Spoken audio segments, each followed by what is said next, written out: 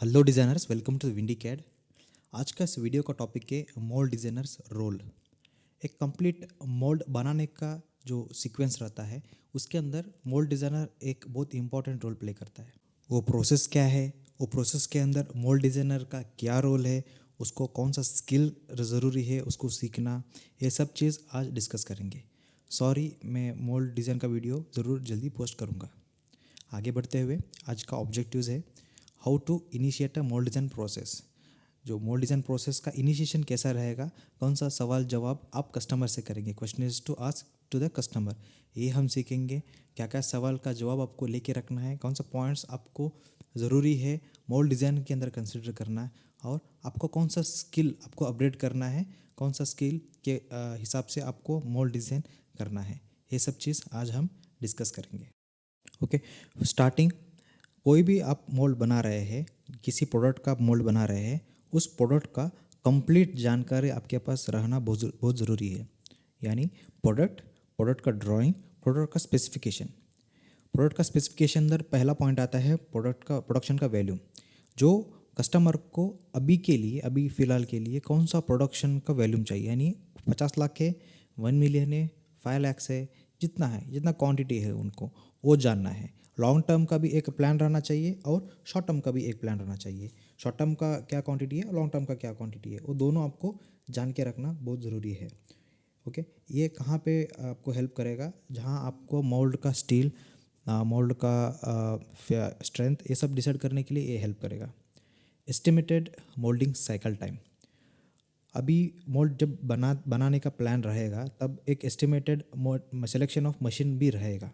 Okay, आपका product का projected area के हिसाब से कुछ अंदाज़ा लगा रहेगा, एस्टिमेटेड उसका मशीन कौन सा रहेगा, तो उसके हिसाब से और मोल्ड का कंस्ट्रक्शन के कुछ एस्टिमेशन के हिसाब से आप एक अंदाज़ा लगा सकते ये साइकिल टाइम होने वाला है।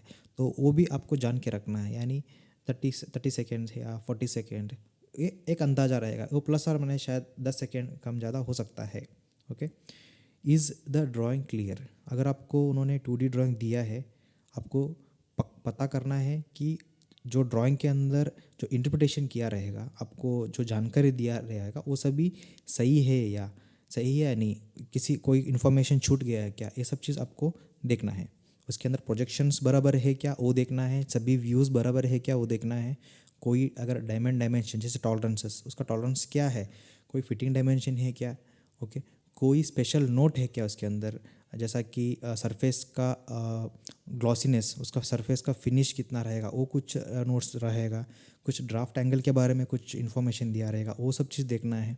नंबर ऑफ़ कैविटीज़ का आइडेंटिफिकेशन होगा, या डेट कैलेंडर का कुछ इंडिकेशन होगा, कुछ मटेरियल का डिनोटेशन रहेगा वो है क्या, कुछ लोगोज रहेगा, कुछ ईचिंग रहेगा। ओके, कुछ सरफेस टेक्सचरिंग रहेगा, ये सब चीज़ आपको देखना है। ओके, एंड यूज़ रिक्वायरमेंट मतलब जो प्रोडक्ट कहाँ पे यूज़ करने वाला है।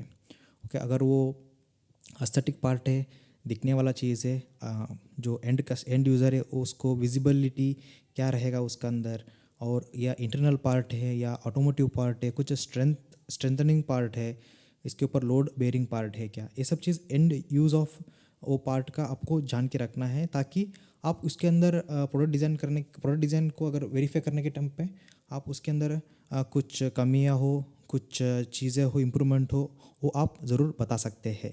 और मोल्डिंग मटेरियल कौन सा है, ABS है, PP है, HDP है, कौन सा मोल्डिंग का मटेरियल, MOC जो बोलते हैं, मटेरियल ऑफ कंस्ट्रक्शन, वो आपको ज़रूर देखना चाहिए। अगर आपको मटेरियल पता ही नहीं है तो लास्ट जो पॉइंट है श्रिंकेज, वो आप आइडेंटिफाई कर नहीं पाएंगे। और आपका प्रोडक्ट के अंदर रनर सिलेक्शन, गेट सिलेक्शन के अंदर कुछ डिफेक्ट्स आप प्रेडिक्ट कर सकते हैं मटेरियल के लेके, और उसका एब्रेसिव कंटेंट, अगर फाइबर्स कुछ ऐड है उसके अंदर, वो सब चीज़ आपको जान के रखना बहुत ज़रूरी है। ये सब श्रिंकेज को डिपेंड करता है, मटेरियल चेंज करने से श्रिंकेज चेंज हो जाते हैं, आप जानते ही होंगे। ओके, तो ये सब चीज़ है आपको जान के रखना है। प्रोडक्ट और प्रोडक्शन और प्रोडक्ट्स का स्पेसिफिकेशन का बारे में, ये सब चीज़ आपको जान के रखना बहुत ज़रूरी है। अब हम आ गए factors to be consider during the design, यानी मोल्ड डिज़ाइन।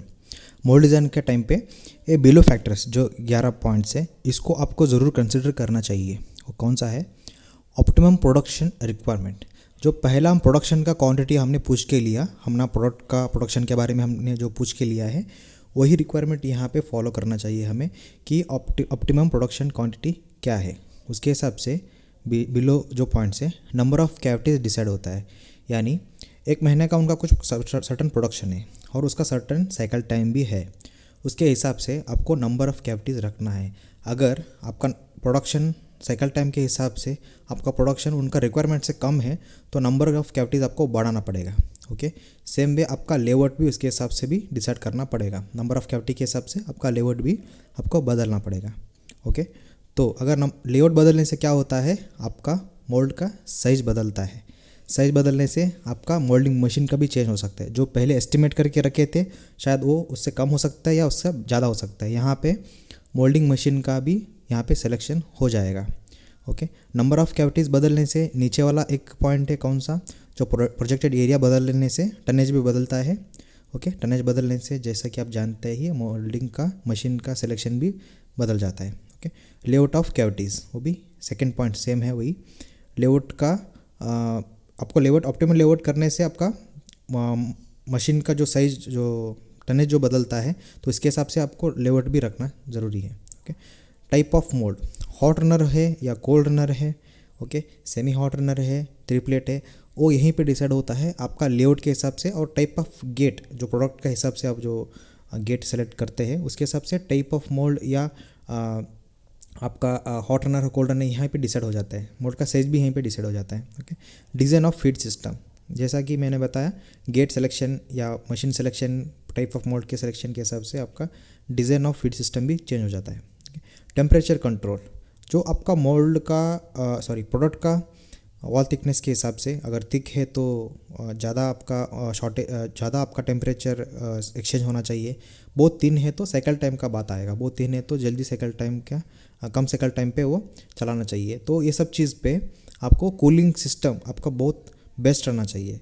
तो टेम्परेचर कंट्रोल आपका मोल्ड में क्या रहेगा, आप चिल्लर लगाने वाले हैं तो चिल्लर लगाने का है, और एमटीसी लगाना है तो एमटीसी लगा सकते हैं। और आपका मोल्ड के अंदर क्या डिज़ाइन है वो भी आपको जान के रखना बहुत ज़रूरी है। ओके, डिज़ाइन ऑफ इजेक्शन, अगर आपका पार्ट का जो एंड यूज़ आपको जैसा पता चल गया है वो ट्रांसपेरेंट है तो आप पिन इजेक्शन आप नहीं यूज़ कर सकते, बराबर। तो सेम टाइप आपको स्टिपर यूज करना है, कौन सा इजेक्शन सिस्टम आपको यूज़ करना है प्रोडक्ट का हिसाब से वो आपको डिसाइड करना पड़ेगा यहाँ पे। Design of runner and overflows, design of runner पहले जैसा आप लेआउट पता चल गया उसके हिसाब से आपको रनर भी डिसाइड करना पड़ेगा। आपको ज़्यादा लंबा आप नहीं कर सकते, ऑप्टिमल लेवल पे आपको रनर को फ्रीज करना पड़ेगा, रनर लेंथ रखना पड़ेगा आपको। और ओवरफ्लो, जैसा कि आपको लगेगा आपका गेट का लोकेशन के हिसाब से अगर प्रोडक्ट के अंदर ऐसा कुछ डिवीजन है इसके हिसाब से आपको आपका पार्ट के अंदर ओवरफ्लो यानी वेल्ड लाइन आने का चांसेस है, ऐसा आपको प्रेडिक्ट करेंगे तो आपको ओवरफ्लोज वगैरह देना पड़ेगा। तो ओवरफ्लो कहाँ पे लोकेशन है वो यहीं पे आप डिसाइड करना पड़ेगा आपको। और shrinkage consider by volume of component, कुछ प्रोडक्ट बहुत ज़्यादा थिक रहेगा तो क्या होता है इक्वली श्रिंक नहीं होता है, एक्स डायरेक्शन पे अलग श्रिंकेज होता है, वाई डायरेक्शन पे अलग श्रिंकेज होता है, जेड डायरेक्शन के अंदर अलग श्रिंकेज होता है। तो आपको वॉल्यूमेट्रिक श्रिंकेज का भी ख्याल रखना है। या वॉल्यूमेट्रिक श्रिंकेज आप कैम करके पता कर सकते हैं, नहीं तो आपका एग्जिस्टिंग जो पार्ट है उसके हिसाब से भी आप कंसिडर कर सकते हैं। ओके, वो सब कंसिडर करने के बाद जो मोल्ड का जो स्टील है आपका कौन सा मटेरियल आप यूज़ करने वाला है। अगर हाइट प्रोडक्शन है तो आपको स्टेवैक्स वगैरह में जाना पड़ेगा, अगर बहुत लो प्रोडक्शन है तो ईएन सीरीज में भी जाना पड़ेगा। ओके, तो वो डिपेंड्स अपॉन आपका प्रोडक्शन का क्वांटिटी और उसका बजट मेनली। ओके, जो आपका कस्टमर का बजट उसके हिसाब से आपका स्टील भी सिलेक्शन हो सकता है। ओके, नेक्स्ट हम देख रहे हैं number of cavities in a mould.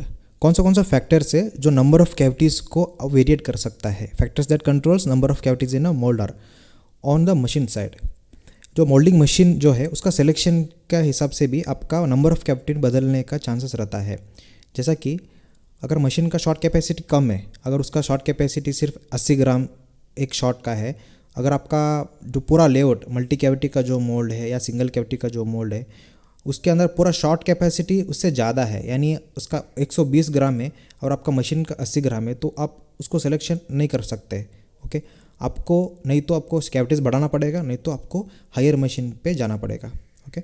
Same way solidification capacity का भी जो पीएस पॉलीस्टायरीन का सॉलिडिफाइंग कैपेसिटी के हिसाब से वो स्टैंडर्ड है। पीएस पॉलीस्टायरीन हम एज अ बेस मटेरियल हम कंसिडर करते हैं कोई भी कैलकुलेशन करने के लिए मशीन का मामले में, तो पीएस स्टैंडर्ड रहता है। उसके हिसाब से आपको देखना पड़ेगा आपका सॉलिडिफिकेशन कैपेसिटी कितना है पर आवर, उसको भी देखना है। अगर उससे आपका शॉर्ट कैपेसिटी ज़्यादा है तो आपको उसको कंसिडर नहीं करना पड़ेगा, आपको नंबर ऑफ़ कैविटीज़ घटाना पड़ेगा, नहीं तो हायर मशीन पे जाना पड़ेगा।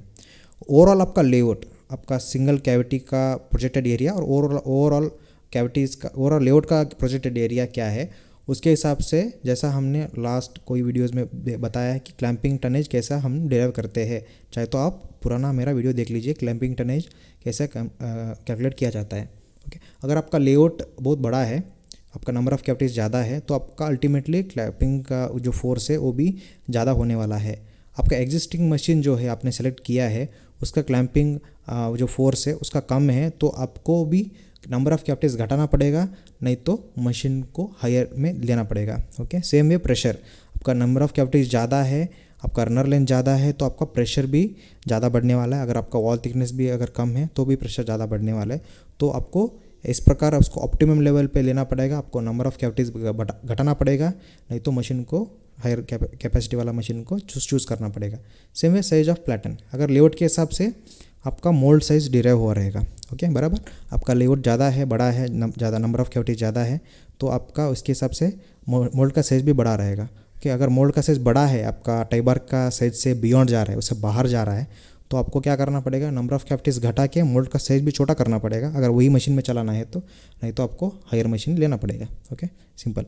सेकेंड है ऑन कंपोनेंट साइड। कंपोनेंट से जैसे कि मैंने बताया projected area of the moulding, वो क्लैंपिंग जो फोर्स है उसका डायरेक्टली प्रोपोर्शनल है। ओके, तो आपको कंपोनेंट का प्रोजेक्टेड एरिया के बारे में ध्यान देना पड़ेगा। अगर ज़्यादा करेंगे तो आपको ज़्यादा मशीन पे जाना पड़ेगा, छोटा करेंगे तो कैविटीज़ घटाएंगे तो वही मशीन पे आप यूज़ कर सकते हैं। सेम वे वॉल थिकनेस, जैसा कि मैंने बताया प्रेशर बताने के टाइम पे थिन वॉल हमेशा ज़्यादा प्रेशर एक्सपेक्ट करता है आपका प्रोडक्शन में, तो थिन वॉल रहेगा तो आपको देखना पड़ेगा सही आप मशीन का सिलेक्शन किया है या नंबर ऑफ़ कैविटी सही किया है। ओके, अब आता है size of the molding, mold size, platen size और फ्लो लेंथ।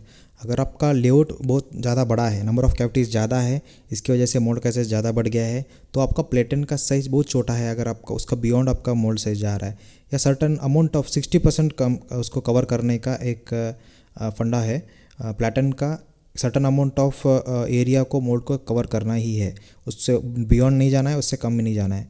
ओके, तो प्लेटन साइज़ के हिसाब से आपका मोल्ड का साइज़ भी रहना ज़रूरी है। ओके, और फ्लो लेंथ, आपका फ्लो लेंथ बहुत डीप जा रहा है, मतलब उसका बहुत लंबा है आपका रनर, और आपका पार्ट भी बहुत डीप है, तो यही प्रेशर का मामला यहाँ पे आता है। प्रेशर आपका बहुत ज़्यादा रहने वाला है, तो इसके हिसाब से आपको नंबर ऑफ़ कैविटीज़ जैसा मैं बता ही रहा हूँ कैविटीज़ घटाना पड़ेगा, नहीं तो हायर मशीन लेना पड़ेगा। ओके, ये सब चीज़ ऑन मशीन साइड और कंपोनेंट साइड जो फैक्टर्स है। ओके, मुझे लगता है इस वीडियो बहुत लंबा होने वाला है, तो इसका नेक्स्ट पार्ट बनाएंगे हम लोग एक सेकेंड पार्ट के अंदर। और भी कुछ पॉइंट्स है उसके बारे में हम डिस्कस करेंगे। जैसा कि मैंने बताया फुल मोल्ड डिज़ाइन का वीडियो मैं ज़रूर पोस्ट करूँगा। मैं कुछ ऑक्यूपाइड हो गया हूँ, टाइम उतना नहीं मिल रहा है मुझे जितना पहले मिलता था, जो लॉकडाउन का टाइम पे खास करके उतना टाइम नहीं मिल पा रहा है। अभी मैं पोस्ट करूँगा, ट्यूटोरियल एडिटिंग में थोड़ा समय जाएगा। अगर आप चाहते हैं आपका कोई प्रोडक्ट डिज़ाइन के ऊपर मैं ट्यूटोरियल बनाऊँ, आप उस प्रोफाइल को मुझे मेल कर सकते हैं, मैं उसके ऊपर वीडियो बनाऊँगा।